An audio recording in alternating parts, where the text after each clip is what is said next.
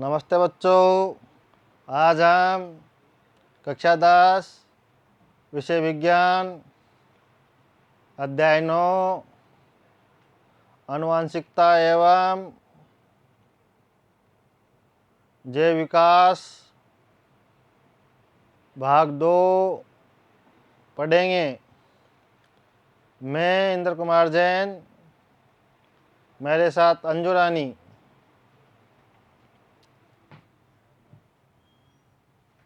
बच्चों, हमने पिछले भाग में इस अध्याय के अध्ययन बिंदु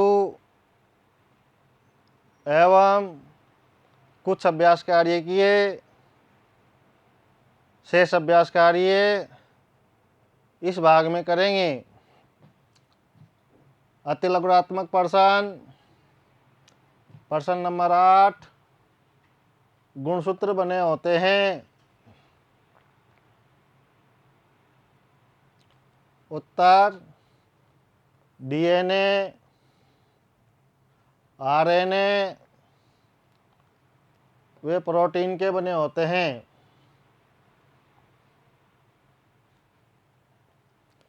प्रश्न 9 जीन शब्द किसने प्रस्तुत किया? उत्तर जॉनसन।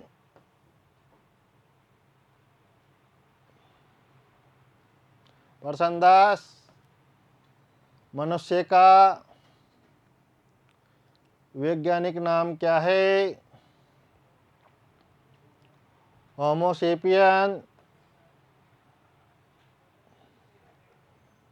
प्रश्न 11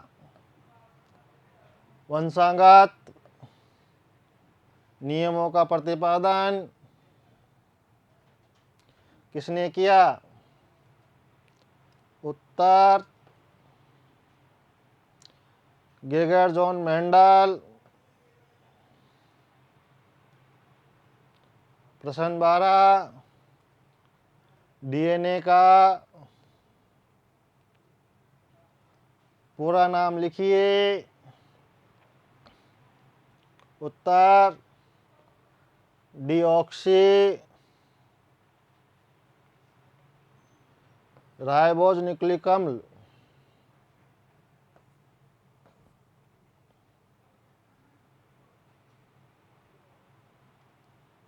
प्रश्न 13 जीव विज्ञान की वह शाखा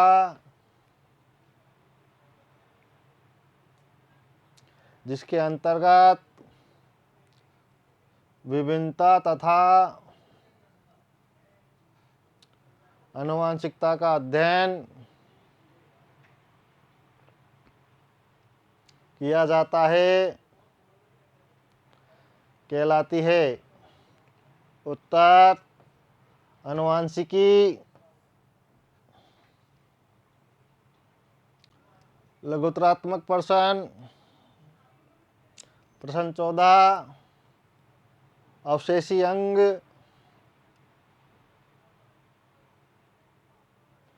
किसे कहते हैं? उदाहरण दीजिए। उत्तर ऐसे अंग जो पूर्व में जीव के काम आते थे परंतु अब नहीं।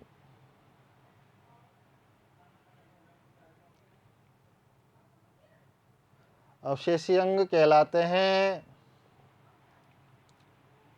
जैसे मनुष्य के कान का बाहरी हिस्सा,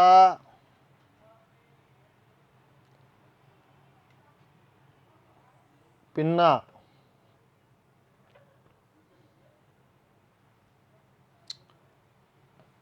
प्रश्न 15 मेंडल के प्रयोगों द्वारा कैसे पता चला कि लक्षण प्रभावी अथवा अप्रभावी होते हैं? उत्तर वे लक्षण जो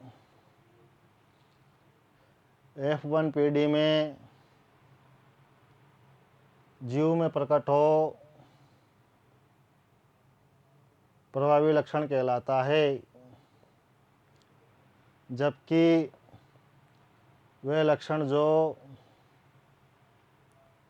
F1 पीढ़ी में जीव में प्रकट नहीं हो अप्रभावी लक्षण कहलाता है।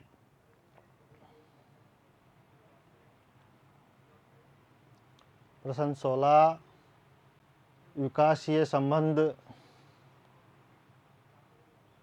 स्थापित करने में जीवाश्म का क्या महत्व है? उत्तर समजात व समवर्ती अंगों के अभिलक्षण विकासीय संबंध को दर्शाते हैं। इसके प्रमाण जीवाश्म द्वारा प्राप्त होते हैं।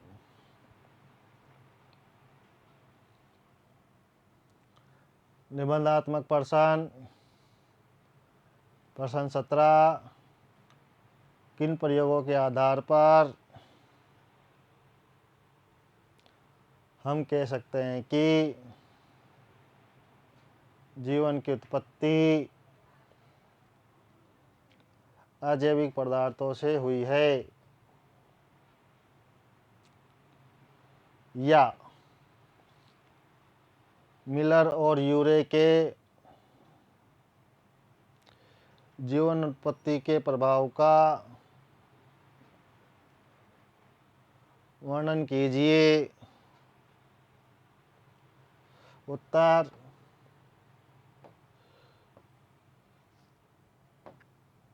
मिलर और यूरे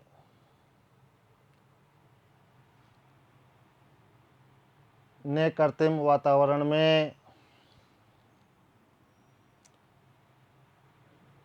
NH3CH4 H2S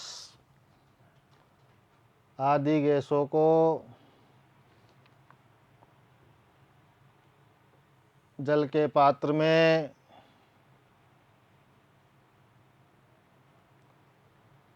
सौ डिग्री से कम ताप पर रखकर इनमें चिंगारियां उत्पन्न की। एक सप्ताह बाद में गैसें सरल कार्बनिक यौगिक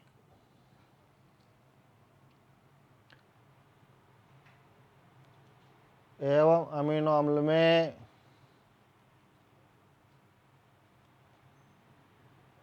संश्लेषित हो गई।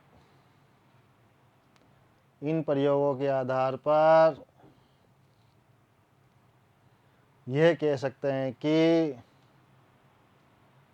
जीवन की उत्पत्ति सरल कार्बनिक यौगिकों से हुई है।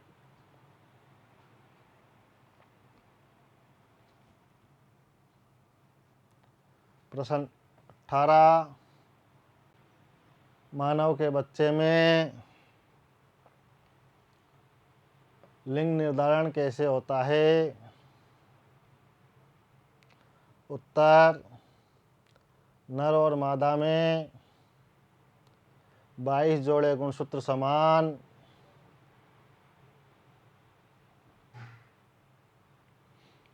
एवं 23वां जोड़ा नर में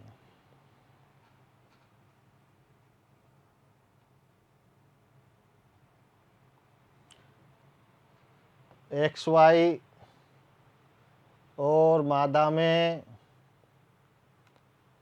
XX होता है। 23वां जोड़ा ही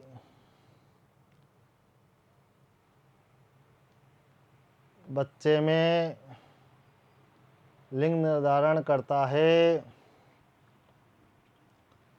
जैसा कि चित्र में लिंग निर्धारण दर्शाया गया है।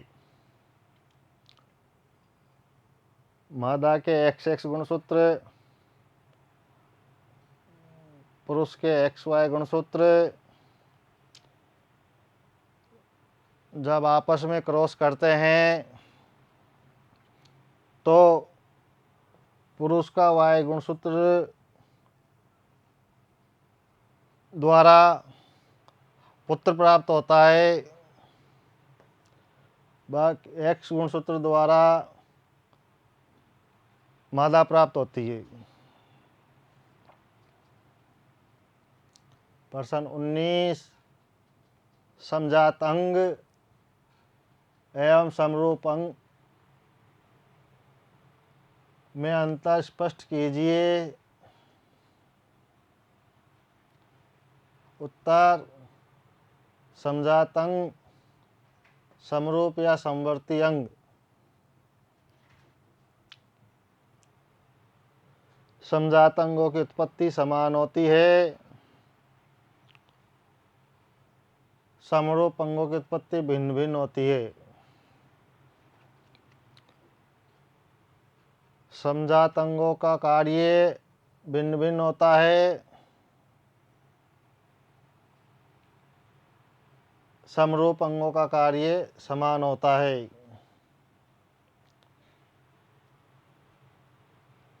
उदाहरण के लिए पक्षी के पंख, मनुष्य के हाथ, मेंढक व घोड़े के अग्रपाद ये समजात अंग के उदाहरण हैं। इनकी उत्पत्ति समान है लेकिन कार्य भिन्न भिन्न है।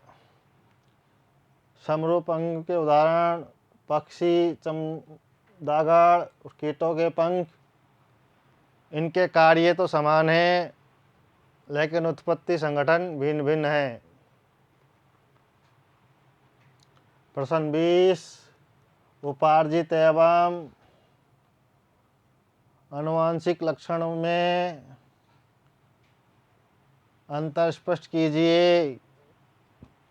उत्तर, उपार्जित लक्षण, आनुवंशिक लक्षण।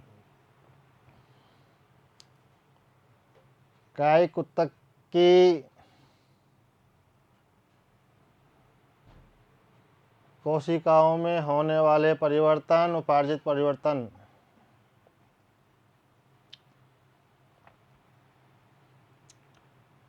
जनन ऊतक की लैंगिक कोशिकाओं में होने वाले परिवर्तन आनुवंशिक परिवर्तन।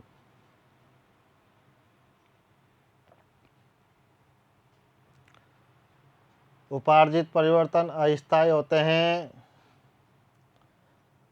आनुवंशिक परिवर्तन स्थायी होते हैं। उपार्जित परिवर्तन में जीन में कोई परिवर्तन नहीं होता,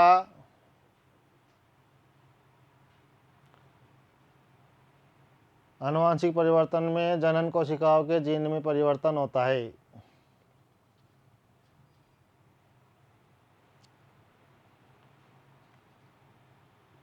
उपार्जित लक्षण का उदाहरण चूहे की पूंछ को कई पीढ़ियों तक काटने पर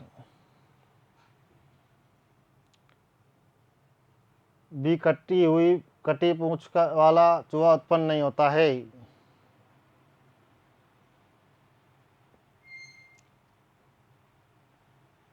आनुवंशिक लक्षण का उदाहरण एक ही माता पिता की संतान में भिन्नता उत्पन्न होना।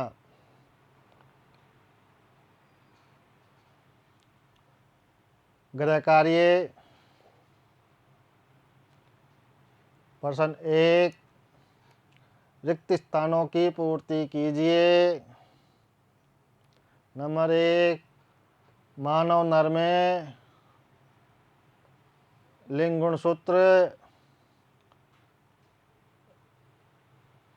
रिक्त स्थान होता है।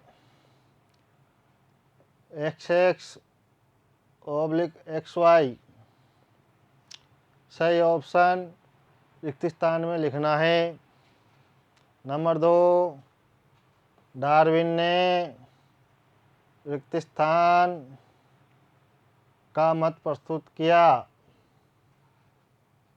प्राकृतिक चयन, उत्परिवर्तन सही ऑप्शन रिक्त स्थान में लिखना है। नंबर 3, संतान का लिंग के लिए रिक्त स्थान उत्तरदायी है।